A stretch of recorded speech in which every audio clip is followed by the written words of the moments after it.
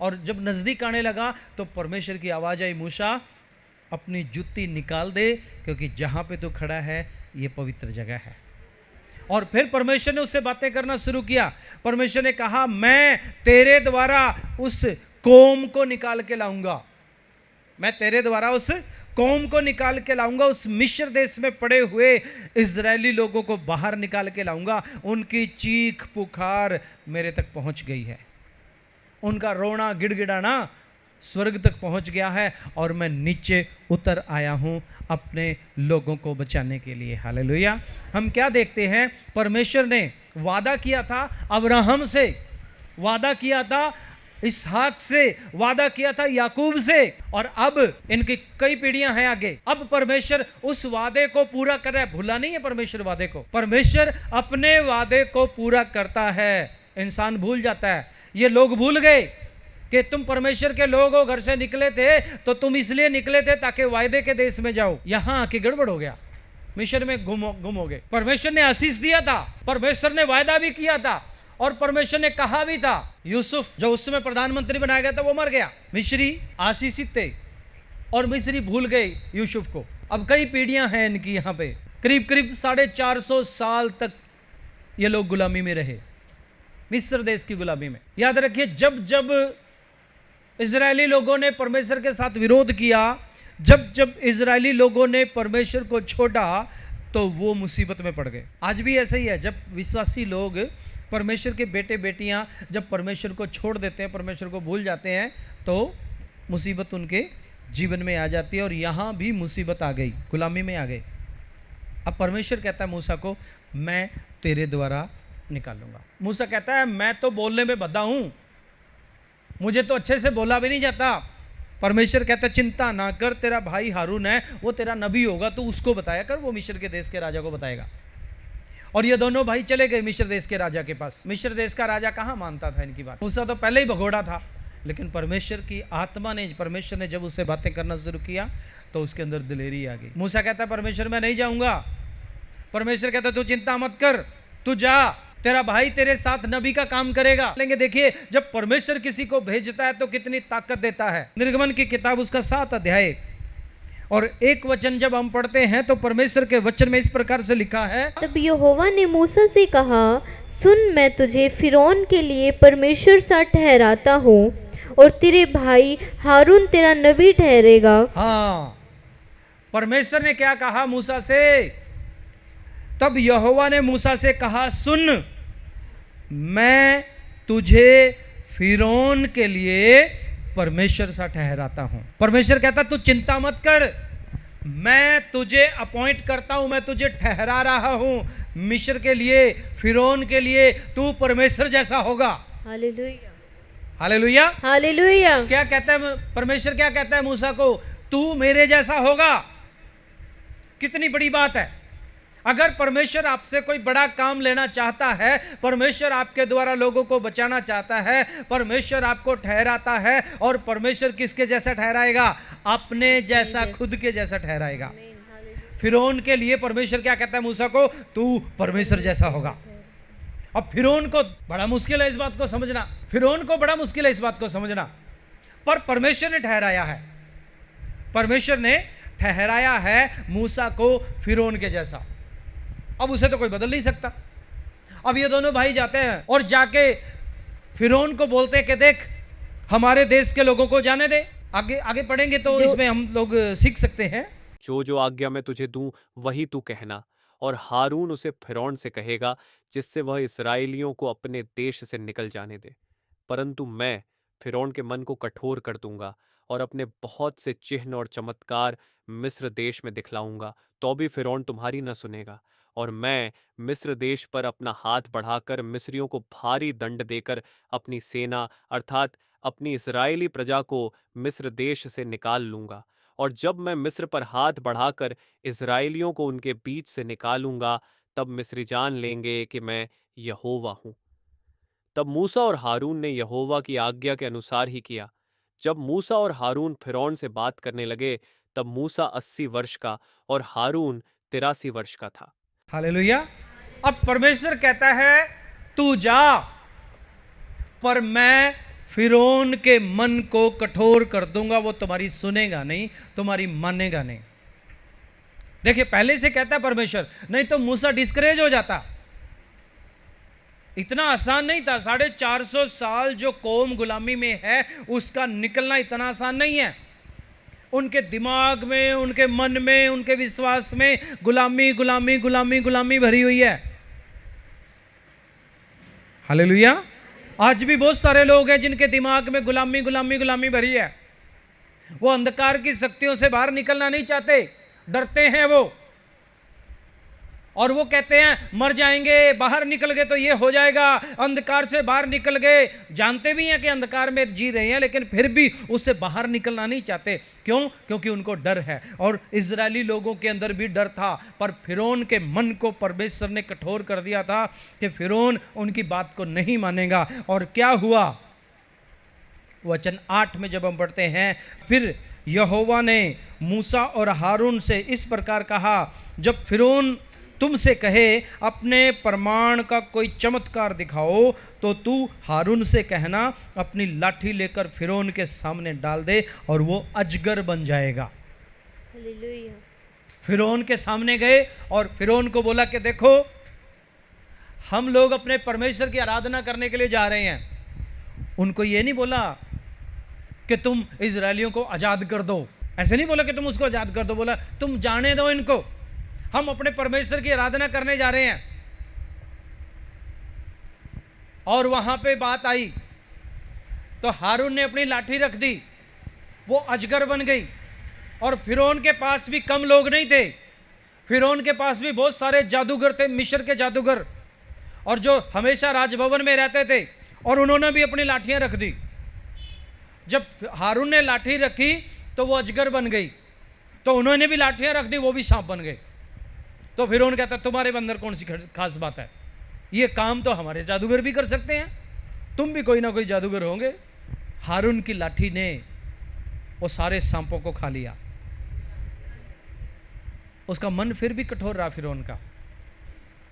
फिरौन ने बड़ी कोशिश की, मूसा ने बड़ा मनाया उसको, हमें जाने दे, हमें अपने परमेश्वर की आराधना करनी है। माना नहीं, क्योंकि परमेश्वर ने उसका मन कठोर करके रखा हुआ था। याद रखिए, परमेश्वर भी कुछ लोगों के मन को कठोर करके रखता है, जो आपकी बात को कभी नहीं मानेंगे, क्योंकि परमेश्वर उनको दंड देना चाहता है। 450 साल की गुलामी का बदला भी परमेश्वर लेना चाहता है।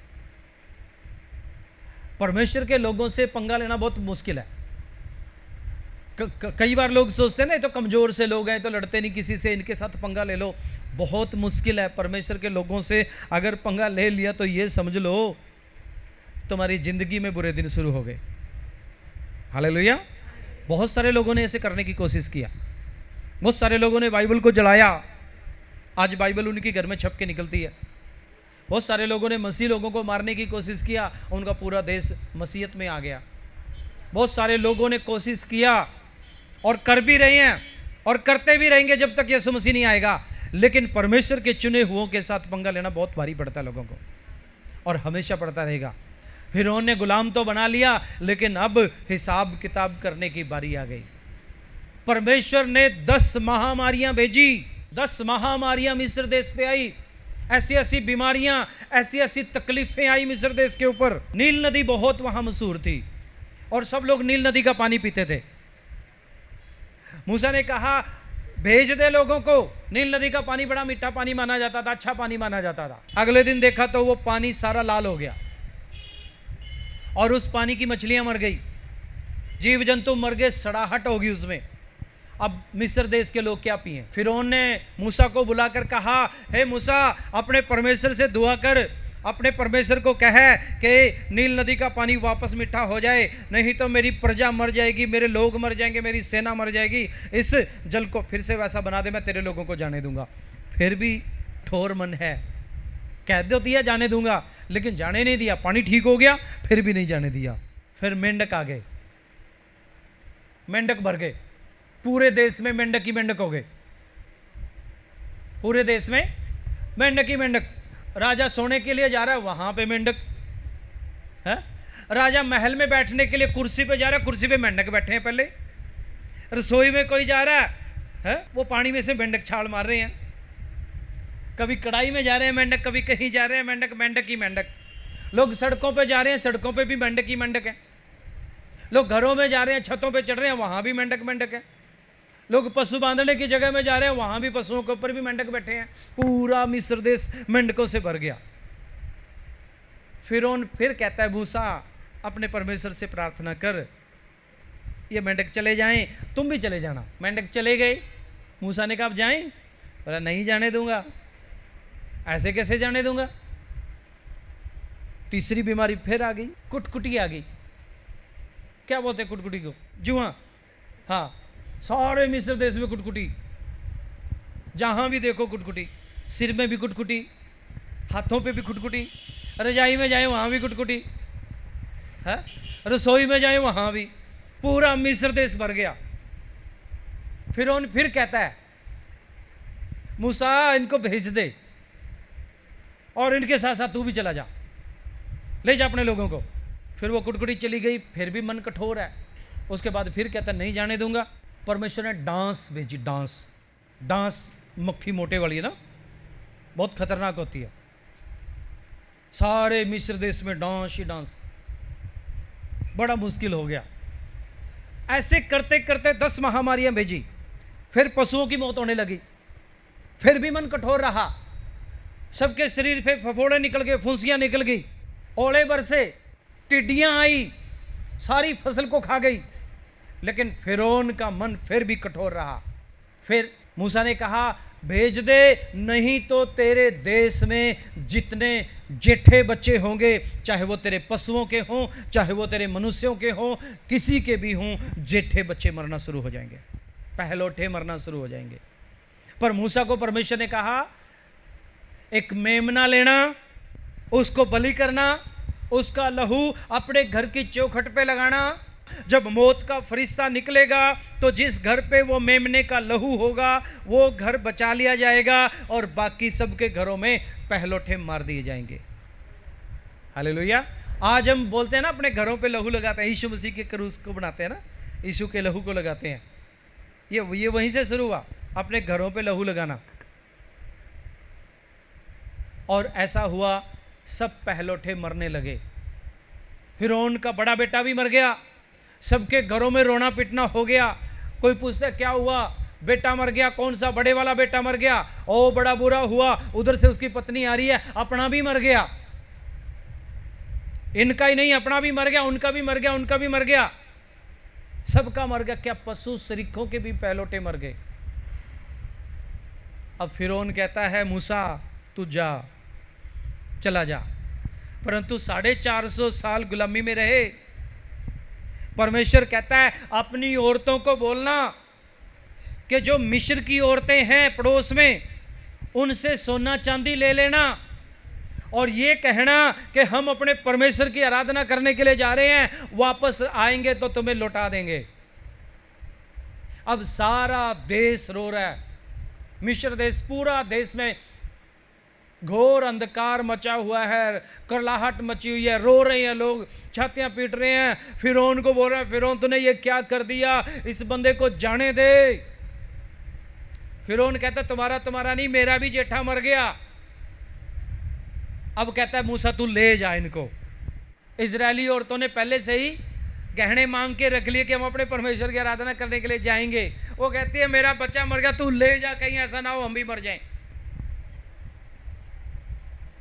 और वहां से निकल गए। हालेलुया। वहां से निकल गए। पहली बार घर से कौन निकला था? अब्राहम निकला था अपनी पत्नी को लेके। लेकिन अभी अब्राहम के वंशज हैं, लेकिन ये कौम बन गया, बड़ा कबीला बन गया। हालेलुया। बड़ा गोत्र, 12 गोत्र बन गए, बड़ा कबीला बन गया। और ये कबीला अब निकल रहा है फिरौन से। कहां के लिए निकल रहा है? जहां परमेश्वर ने अब्राहम से कहा था कि मैं तुझे वायदे के देश में लेके जाऊंगा। परमेश्वर ने कहा था मैं तुझे वायदे के देश में लेके जाऊंगा। देखिए ये घराने को पढ़ते पढ़ते ना मैं समझता हूं हम सारी बाइबल को कवर कर लेंगे। बहुत कुछ आपको सीखने के लिए मिलेगा। फिरौन ने इनके खिलाफ में साजिश रची। कई बार लोग बोलते हैं परमेश्वर इतना कठोर परमेश्वर है। क्या फिरौन परमेश्वर का नहीं था? परमेश्वर ने हत्याएं करवा दी वहां पे। परमेश्वर के अपने लोगों के साथ कोई पंगा लेगा तो परमेश्वर नहीं छोड़ता। हालेलुया। दुनिया में कोई अपने आप को कुछ भी बोले, यदि परमेश्वर के लोगों के साथ किसी ने पंगा लिया तो उनके लिए मुसीबत हो जाएगी, और उनके लिए नहीं, उनकी पीढ़ियां पीढ़ियां पीढ़ियां भी उस बात को भुगतेंगी। हालेलुया। इसलिए प्रभु यीशु मसीह ने कहा है कि तुम माफ करना, माफ करना, माफ करना, आशीष देना, आशीष देना, शराप नहीं देना। क्योंकि तुम आशीष दोगे तो आशीष देने के लिए मैंने बुलाया, तुम्हारा काम शराप देना नहीं है। तुम्हारे साथ कोई पंगा लेगा तो मैं अपने आप देख लूंगा। 450 साल कमाया है सोना चांदी के ऊपर, तो उनका हक नहीं है अभी मिस्रियों का। उनके सोना चांदी के ऊपर उनका हक है, जिन्होंने 450 साल गुलामी में कटे वहां पे, और एक ही दिन में परमेश्वर ने अमीर बना दिया उनको। हालेलुया। इजरायलियों को एक ही दिन में अमीर बना के उस देश से निकाल दिया। अब इजरायली लोग जिनके मन में गुलामी बसी हुई है, ये खानदान, ये घराना, ये कौम जिसके अंदर गुलामी बसी हुई है, अभी भी निकले नहीं है गुलामी में से। पहले तो मूसा पे कहते थे तो मरवाएगा हमारे को ले जाके, यहां ठीक है। अब चलते रहे, लाल समुद्र के पास पहुंच गए। फिरौन का मन फिर भी कठोर हो गया, अपनी सेना लेके फिर पीछे आ गया। लोगों ने भी उकसा दिया, फिरौन के मन में भी आ गया, मेरा बच्चा मर गया तो इनको कैसे जाने दूंगा मैं।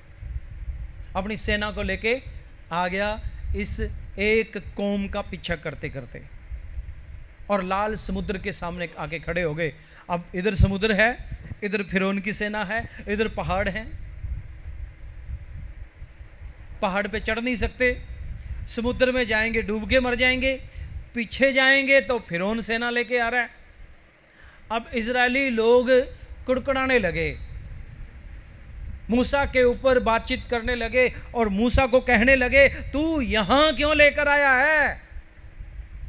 क्या मिस्र देश में कब्रों की कमी थी क्या जो हमें यहां मरवाने के लिए ले आया? आगे जाएं, समुद्र है, इधर जाएं पहाड़ है, चढ़ नहीं सकते, इधर जाएं फिरौन है, मारेगा, मारने के लिए ही आ रहा है। मिस्र देश में कौन सा कब्रों की कमी थी? अब कुड़कुड़ाने लगे। पर मूसा परमेश्वर के सामने आके कहता है, परमेश्वर अब क्या करूं? प्रभु फिर भी अपने वायदे को पूरा करता है। परमेश्वर ने मूसा से कहा, तू तेरे हाथ में जो लाठी है ना, समुद्र के ऊपर बढ़ा, और फिर चमत्कार देख। लाठी मूसा के हाथ में थी, उसने अपनी लाठी को समुद्र के ऊपर बढ़ा दिया और समुद्र ने रास्ता देना शुरू कर दिया। आधा पानी इधर ठहर गया और आधा पानी इधर ठहर गया, और बीच में से सूखा, बीच में से क्या है? सूखा रास्ता बन गया। अब देखिए, पानी की दीवार बन गई, समुद्र के बीच में पानी की दीवार बन गई। एक दीवार इधर बन गई, एक दीवार इधर बन गई। इजरायली लोग निकल रहे हैं। मूसा कहता, चलो देखो परमेश्वर के चमत्कार को। हालेलुया। फिरौन भी कम नहीं है, पीछे पीछे फिरौन भी आ रहा है अपनी सेना को लेके। परमेश्वर के चुने हुए लोग, परमेश्वर की अपनी प्रजा, परमेश्वर की निज कौम जब चलती है तो पानी भी रास्ता दे देता है उसको। परमेश्वर के अपने लोग जब चलते हैं, परमेश्वर की प्रजा जब चलती है तो समुद्र भी रास्ता देता है, क्योंकि समुद्र किसका है? उसी परमेश्वर का तो है। अब समुद्र ने रास्ता दे दिया। मछलियां भी देख रही होंगी ना, जल की दीवार है, जल में तो सारा कुछ दिखाई देता है। शायद वो देख रहा होगा, मगरमच्छ भी देख रहा होगा, मगरमच्छ भी देख रहा होगा। बहुत अच्छे लोग हैं जिन्होंने पानी को रोक दिया, वो कितने सामर्थी लोग होंगे। लेकिन उन्होंने नहीं रोका, उनके परमेश्वर ने रोका। हालेलुया। काम आप नहीं करते, परमेश्वर कहता है लड़ाई तेरी नहीं है, लड़ाई मेरी है। युद्ध तेरा नहीं है, युद्ध मेरा है। तू तो खड़े रहना, लड़ूंगा तो मैं अपने आप। हालेलुया। आज आपसे भी परमेश्वर यही कहता है कि युद्ध आपका नहीं है, युद्ध मेरा। हम तो कहते हैं प्रभु जी कर दे कर दे कर दे कर दे प्रभु, और धन्यवाद भी करने लग जाते हैं। परमेश्वर ऐसा प्रबंध करता है, पता नहीं किसके मन में क्या डाल देता है। युद्ध किसका है? परमेश्वर का है। परमेश्वर कहता है तू चिंता मत कर। अभी ऐसे लाल समुद्र को पार कर दिया, पीछे पीछे फिरौन भी आ रहा। अच्छा, लाल समुद्र में से भी रास्ता मिल गया, हम भी देखेंगे चल के, है ना। वो भी पीछे पीछे आए। वचन में लिखा है समुद्र फिर से वापस मिल गया और फिरौन की सारी सेना डूब के मर गई। हालेलुया। एक बार एक बहुत पढ़ा लिखा आदमी था, बाइबल में पीएचडी पता नहीं क्या क्या करके आया, और उसने बोला ये बात झूठ थी, क्योंकि झूठे लोग भी बहुत है ना, झूठे लोग भी बाइबल लेके ही प्रचार करते हैं। और उस आदमी ने यह प्रचार किया कि वहां तो घुटने तक का पानी था, इसलिए इजरायली लोग पार करके निकल गए। लाल समुद्र में घुटने घुटने तक का पानी था, इसलिए इजरायली लोगों ने पार कर दिया। तो वहां एक अनपढ़ आदमी बैठा था, 4 दुनिया 8 वाला, तो वो खड़ा होकर चिल्लाने लगा, हालेलुया, धन्यवाद, प्रभु की महिमा हो। तो प्रचारक पूछता है, भाई साहब प्रभु की महिमा क्यों कर रहा है, क्या बात है, इसमें कौन सी बड़ी बात है। घुटने तक का पानी था, वो चल के निकल गए उसके अंदर से। कहता वो तो निकल गए, लेकिन फिरौन की सेना तो घुटने तक के पानी में डूब के मर गई। मैं तो इसलिए प्रभु का धन्यवाद कर रहा हूं कि प्रभु इतना महान है, प्रभु इतना महान है। भाई साहब आपका दिमाग नहीं चलता वहां पे, है ना, आपकी थियोलॉजी नहीं चलती वहां पे, आपने बिल्कुल डॉक्टर बन गए होंगे किसी मामले में, वहां नहीं चलता परमेश्वर के सामने। परमेश्वर का अपना तरीका है, अपने तरीके से अपने लोगों के बीच में काम करता है। और उसने कहा है कि वो मेरी प्रजा होंगी, मैं उनका परमेश्वर हूंगा, मैं उनके बीच में चलूंगा और फिरूंगा। और जिसके बीच में परमेश्वर चले उसे फिर क्या खतरा है किसी बात से। इजरायलियों के बीच में परमेश्वर चलता था। लाल समुद्र पार कर दिया, लोगों ने देखा। अब पुराने वायदे लेके चल रहे हैं अभी भी। 450 साल गुलामी में हो गए, लेकिन वायदा फिर भी दोहराया जा रहा है कि परमेश्वर ने कहा था तुम्हें वायदे के देश में लेके जाएगा, परमेश्वर तुम्हें वादे के देश में लेके जाएगा। अब जिनको गुलामी की आदत पड़ी हुई है, उनकी हड्डियों में गुलामी बसी हुई है, वो बार बार मूसा के ऊपर कुड़कुड़ाते हैं, कहते हैं तू कहां ले आया, अरे कब जाएंगे उस देश में भाई, यहां मारने के लिए लेके आया। परमेश्वर को क्रोध आया, परमेश्वर को क्रोध दिलाया उन्होंने। भूख, वहां तो प्याज और लहसुन मिलता था खाने के लिए, अब मूसा इस जंगल में हम क्या खाएंगे, पानी कहां से पिएंगे, हमारे पास तो कुछ भी नहीं है। हम आगे पढ़ेंगे, उनके कपड़े भी पुराने होके फटे नहीं। परमेश्वर का वचन में लिखा उनकी जुतियों भी नहीं घसी, जुतियों के तलवे होते हैं ना, वो भी नहीं घिसे, उनके कपड़े भी फटे नहीं उनके। और 40 साल तक परमेश्वर स्वर्ग से रोटी बरसाता रहा, मन्ना बरसाता रहा उनके लिए। चकमक के चट्टान जिसमें से आग निकलती है, वो उनके लिए पानी निकालती है। हालेलुया। चकमक की चट्टान, पत्थर को रगड़ेंगे ना, उसमें से आग निकलती है, तो पानी कहां से निकलेगा उसमें से। पर परमेश्वर चकमक के पत्थर में से पानी निकालता है। सुबह सुबह मन्ना बरसता है, बुजुर्ग बोलते हैं मन्ना खा ले ना, वो मन्ना यहाँ बाइबल में पता लगता है कि मन्ना ये है जो स्वर्ग से बरसी हुई रोटी है। परमेश्वर अपने लोगों के लिए प्रबंध करता है। अगर आप उसके वायदे में आके चलते हैं और उसके वायदे के कामों को आप अपने जीवन में पूरा होते हुए देखना चाहते हैं, उसकी मान के जब आप चलते हैं, वो आपके आगे आगे चलना शुरू कर देता है। हालेलुया। देखिए, एक आदमी निकला था, एक घराना बन गया, एक कौम बन गई, एक जाति बन गई, और आज वो जाति दुनिया में सबसे श्रेष्ठ जाति है। इजराइल के चारों ओर दुश्मन हैं, लेकिन फिर भी इजराइल सिर उठा के जीता है। कोई पंगा नहीं ले सकता उसके साथ, जो पंगा लेगा तो वो मिटा दिया जाएगा। हालेलुया। तो आप परमेश्वर के बेटे बेटियां इस बात को याद रखें, आप अपने घराने के लिए बरकत का कारण हो, आप अपने घराने के लिए प्रेरणा का कारण बनना है। यह नहीं होना चाहिए कि आप दारू पीने लग जाएं, आपका सारा घराना दारू पीने लग जाए, आप परमेश्वर से दूर हो जाएं, आपके बच्चे भी खुदा से दूर हो जाएं। आपको परमेश्वर के साथ चलना पड़ेगा ताकि आपके बाल बच्चे बचाए जाएं, आपके बाल बच्चे आशीषित हों, आपके बाल बच्चे ऊंचा उठाए दिए जाएं। आपने बेशक गरीबी में दिन काटे हों, लेकिन अगर आप परमेश्वर की तरफ चलने वाले लोग हैं तो आपके बच्चों को परमेश्वर गरीब नहीं रहने देगा, और आपको भी परमेश्वर गरीब नहीं रहने देगा। आपको भी परमेश्वर दुखी नहीं होने देगा, आपके बाल बच्चों के ऊपर भी संकट नहीं आने देगा। हालेलुया। पीढ़ी से पीढ़ी तक का परमेश्वर है वो। आइए अपनी आंखों को बंद करके परमेश्वर का धन्यवाद करें इन वचनों के लिए। हमारे सर्वशक्तिमान परमेश्वर, जिंदा परमेश्वर, अनुग्रहकारी परमेश्वर, प्रभु जी हम आपका धन्यवाद करते हैं। प्रभु तूने एक व्यक्ति को बुलाया और उसे एक परिवार बनाया, उसे एक गोत्र बनाए, 12 गोत्र उसमें से निकले, उसे प्रभु एक कबीला बनाया और उसे आपने एक कौम बनाया और एक जाति बनाया। परमेश्वर हम आपका धन्यवाद करते हैं। पिता विनती करते हैं हम भी आपके साथ चलने वाले बने।